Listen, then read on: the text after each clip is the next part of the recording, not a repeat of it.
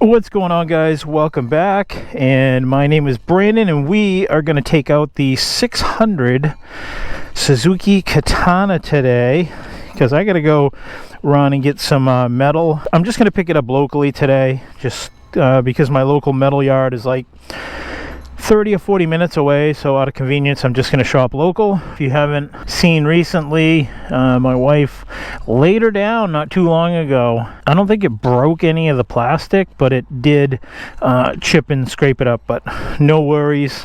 It's been a minute since I've had this out, so let's go take it for a spin.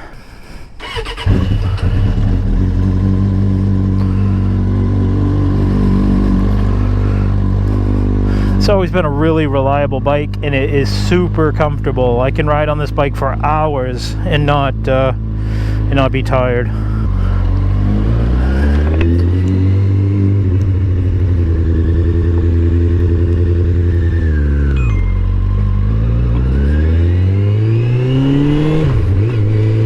We'll after our road trip, we'll stop and go get some gas here in a little bit. That little snap that you just heard, that was me closing the visor on my helmet. So yeah, a little backstory on this bike, guys, for you guys that are new to the channel. This is a 2003 Suzuki Katana 600. I bought this, it had 11,100 miles on it. Currently has 20,914. This bike was approximately a month old when the original person bought it and crashed it, so it had very little miles on it. It sat in an insurance company, I think it was State Farm, in their warehouse for 5 or 6 years. So a brand new bike was laid down. The guy that I bought it from was the second owner. He owned it for the rest of the duration, and he absolutely did nothing to the bike. He put the remaining miles on it until when I bought it, which was 11,100 total miles. I got it and stripped it completely apart. Everything was all original. Still had the original spark plugs, original brake pads, everything was original, like I said. The carburetors had never even been taken apart on this bike. It still had all the little plugs that you're not supposed to remove to adjust the air screw mixture. It still had all those intact. I completely went through the bike and discovered that it actually had some bent forks on it from the original crash. I bought some forks from a newer bike. It was a year newer, and put them on the bike, and have just, you know, gone through and taken care of all the maintenance items that should be replaced annually or routinely. It's got all brand new Golfer brake lines on it. It's got all brand new fuel lines. Pretty much everything I did to this bike, I either did OEM or I did name brand, real high quality stuff. And for a while this has been my daily driver. I have been using my Ninja 1000 a lot more though lately. It's a little more fun just because it has a lot more get up, but this bike is super good on gas mileage, super comfortable, and rides really nice.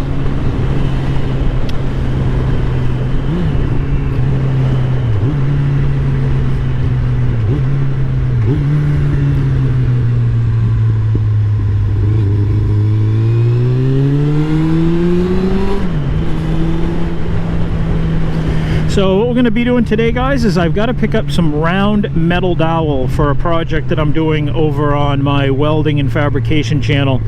Normally I don't shop at my local big box stores for this stuff, and the reason for that is because it is so expensive compared to when you buy it at a local metal dealer.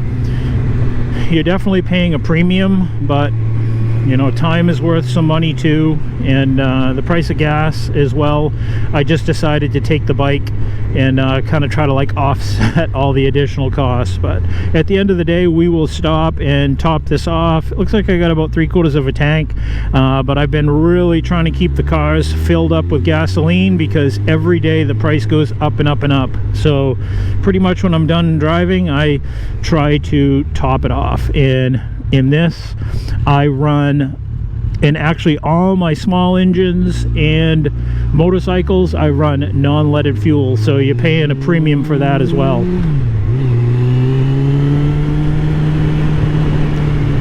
Yeah, this has been an awesome bike, guys. I'm actually in the process of selling it. I don't even know if I'm going to fix that scratch damage. I'll probably just leave it. I really like this bike, but I'm also trying to consolidate too. I don't need, you know, 3 or 4 bikes. I've got this, and if you want to see the rebuild on this, I'll put a link up above and you guys can check it out. I've got the whole rebuild in a series.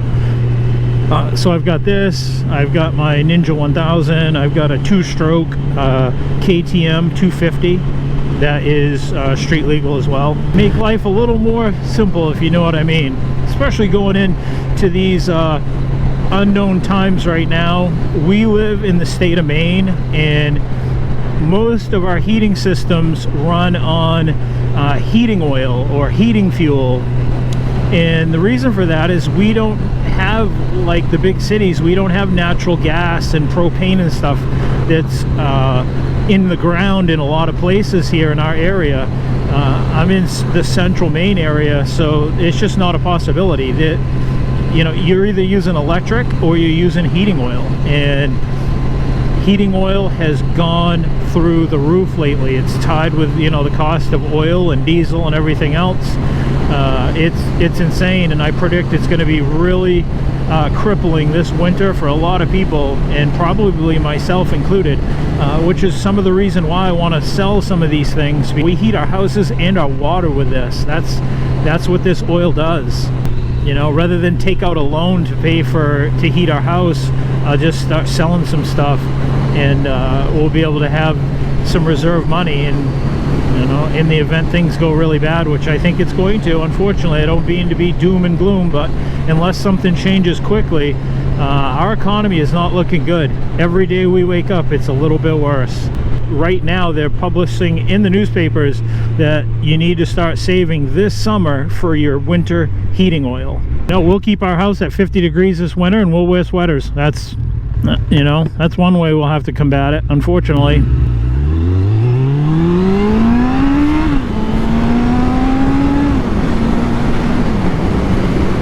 Yeah, this is a fun bike, guys. I've really enjoyed it. I wish my Ninja 1000 was this comfortable.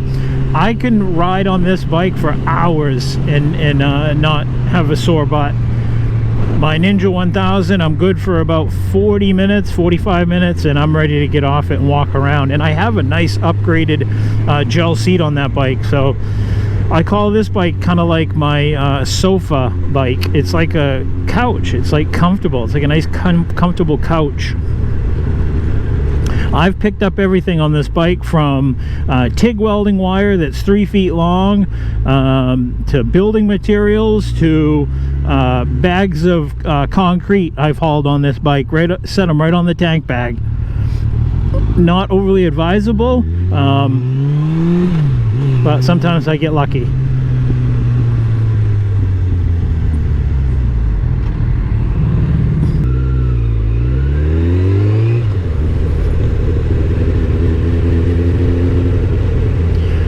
Where would the metal be? Home Depot. Let's see. Probably the middle of the store is probably going to be the best bet.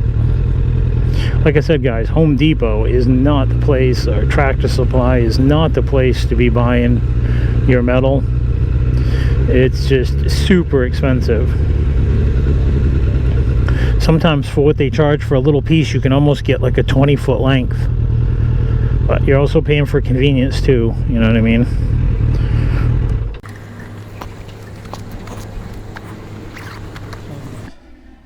Inch-and-a-half angle, and they get 21 bucks. That's probably what, maybe a year ago, for 20 feet of it was around probably 25. That's 21 for 4 feet, so not the best deal in the world. 4 foot long by 3/8 round dowel, 938 for that. That's expensive, but it's convenient. So let's get out of here and check out this stuff.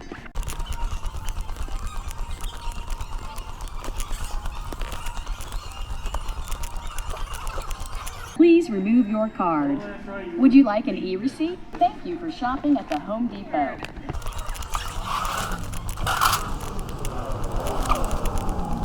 Thing's all in grease.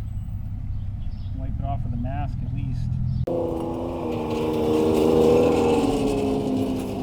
So just know, guys, that if you do this and you crash and you get hurt or whatever, you could be liable carrying along objects on a bike that maybe you shouldn't be.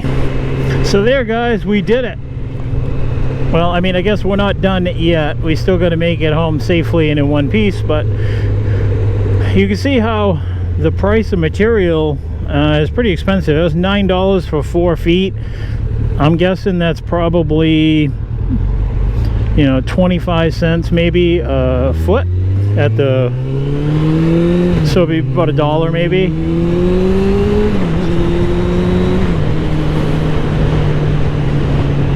Kind of a dreary day. It's been raining out all morning, started last night, and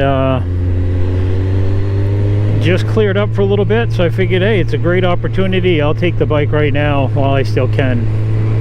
I don't really particularly like driving in the rain. So this little 3/8 bar that I picked up, guys, what I'm building over on my other channel is I'm building basically a rack to hold a couple welders, and I want to keep them real close to my fabrication table. So I'm actually making a quick release kind of like receiver type thing that fits into my fabrication table, and these little pieces here, this material that we picked up today, I'm going to form it into some like hooks on the back side of this structure that I'm building, and it's going to act as like hooks to hold up you know, the cables and the ground clamps and stuff like that. So it's gonna kind of keep it all organized.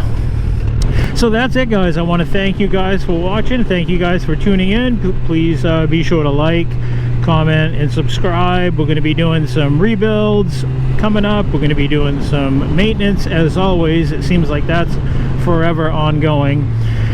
And we're going to be picking up a project for this winter, and I don't really know what we're going to do. Maybe kind of open to suggestions, what you guys like to see. What do you guys like to watch? I know that I like to watch bike builds or bike rebuilds.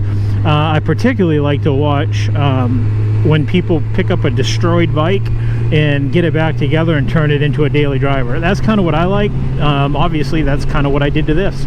So yeah, I want to thank you guys for watching, and till the next one, guys, I will see you then. Take care. Like, comment, subscribe. So the people that are watching the video, though, are going to wonder how it was that you're here now, because earlier in the video it was just me. So to catch everyone up, I've come home already, and you got out of work, and we went for a ride, and now we're going to fuel up at $6.03 a gallon. I can't believe you did that, Brandon. That's terrible. Good Lord. I was getting excited that day to ride, and I said, watch this. Yeah, look what I can do. Yeah, look what I can do. Whoops. Oh. Whoa. 2.16 gallons, $13. Let's see. Oh, there you go. You're full. oh, that was a waste. There's $3 that just went on the ground. That it? Mm-hmm. Hey. $15 for 2.5 gallons. But that's what we use, so